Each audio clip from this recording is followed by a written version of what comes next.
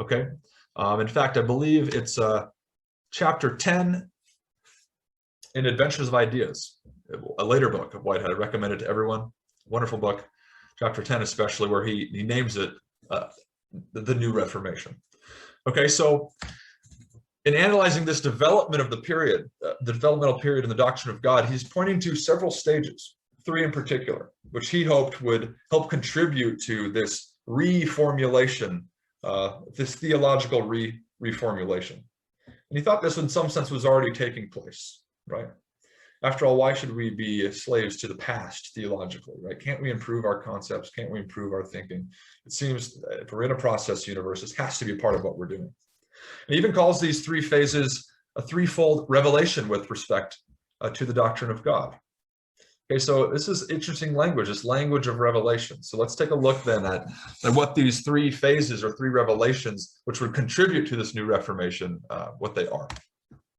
Okay, the first one concerns Plato. We come back to Plato, of course, and it's a matter of theory. It's an intellectual discovery, an intellectual realization that Whitehead finds in Plato, and it has to do with God. Okay, and it's Plato's conviction, right? His discovery that the divine element is to be conceived as a persuasive agency and not as a coercive agency. Okay, Whitehead dates this discovery back to Plato and Plato's own cosmology, and he makes strong claims for it. For example, this doctrine should be looked upon as one of the greatest intellectual discoveries in the history of religion. Right? Not only as these profound critiques of the tradition, this profound praise of this notion that the idea that God is persuasively involved rather than coercively involved is one of the most significant discoveries intellectually in the history of religion. And yet he is dismayed that the alternative doctrine, essentially, about omnipotent coercion prevailed and ultimately resulted in God becoming this one supreme reality, omnipotently disposing a wholly derivative world. Okay, you begin to see what his critiques are getting at.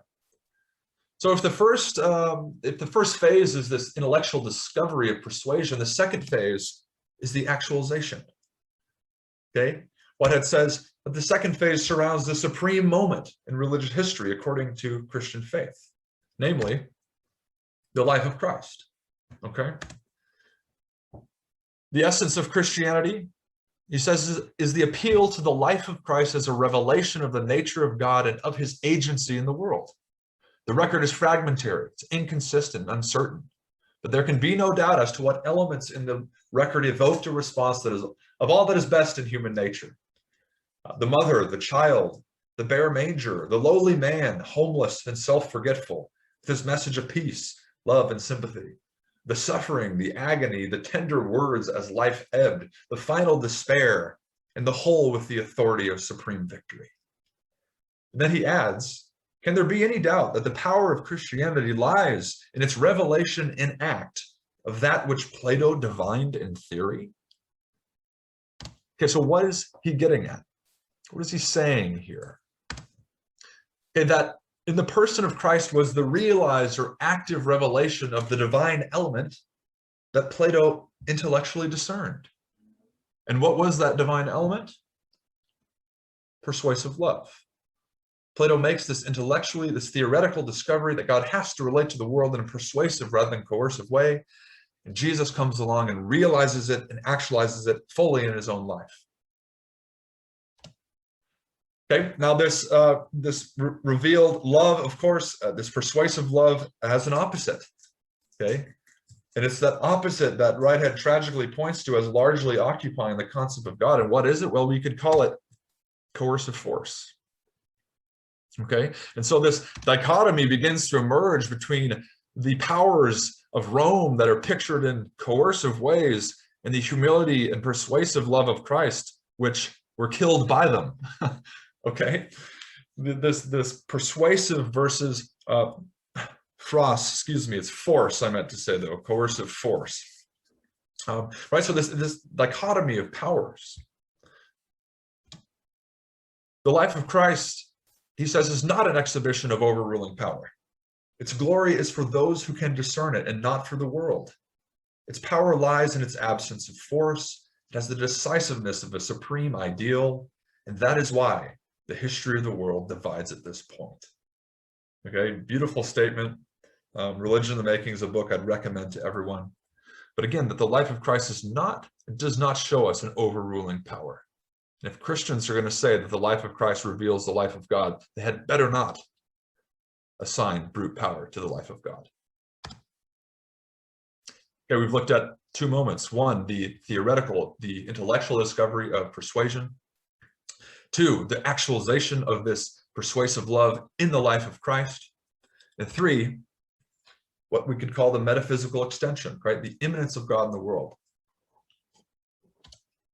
Okay, so this phase, Whitehead says, concerns the first formative period of Christian theology. Okay, Alexandrian theologians, Antiochian theologians, who Whitehead praised.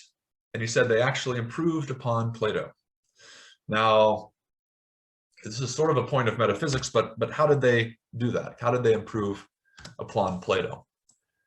Okay, he says that when Plato is faced with the problem of expressing the relationship of God to the world, and of the relation of the world to those ideas of which are in God's nature to contemplate, Plato's answer is invariably framed in terms of mere dramatic imitation. Plato turns to the world after considering God as giving life and motion to ideas, right? Think possibilities, by including them in the divine nature. He can only find second-rate substitutes and never the originals. Thus, the world for Plato includes the image of God and the imitation of his ideas, but it does not, he's saying, include God and his ideas. Okay, it's a point of metaphysics. Let's see, then what does he say? How did the Alexandrian theologians improve upon this? In brief, it's a more complicated discussion, but we want to bring it down to more basics. Okay, they decided for the direct immanence of God in the world. Direct immanence of God in the person of Christ, direct immanence of God in the world more directly, in some sense, more generally. His point, he says, is that in the place of Plato's solution of secondary images or just imitations, they demanded a direct doctrine of immanence. It is in this respect, that they made a metaphysical discovery. They pointed out the way in which Platonic metaphysics should develop if it was to give a rational account of the persuasive agency of God. Don't just speak of secondary images, a God outside the world in some sense, only imaging himself in the world. Whitehead is speaking of this direct immanence that these theologians are talking about. In the person of Christ, certainly, in some sense in the person of the personage of the whole world, right? In some way. So what does the direct immanence of the world actually mean? Well, at least in part, what he's getting at is that God is fundamentally related for these theologians. God is involved. He's immanent. He's active with respect to the world process, with God's own life as his persuasive love. And the theologians essentially are saying this of Jesus. They're saying it in some sense of the world more directly, and yet Whitehead also has a further critique of them, right? But the point is that it really is God in the world as it is now, working in a primary and not merely a secondary way. Okay. So as much as he loves this improvement, he also critiques it. He critiques them for not taking their discovery far enough. Okay? They made God essentially this language of exception. God is exception, and the world is just a derivative dimension or a creation of God. And if you do that, again, Whitehead's saying that there's a chasm that exists between God and the world. He's talking about, another typo there, the theologians, they made no effort to conceive the world in terms of the metaphysical categories by means of which they interpreted God. They made no effort to conceive God in terms of the metaphysical categories which they applied to the world. For them, God was eminently real and the world derivatively so. God was necessary to the world, but the world was not necessary to God. There's a gulf between them. Okay, notice this is a point of theological debate, how God relates to the world. We've already seen that Whitehead wants to imagine God and the world fundamentally belonging to one another. Okay?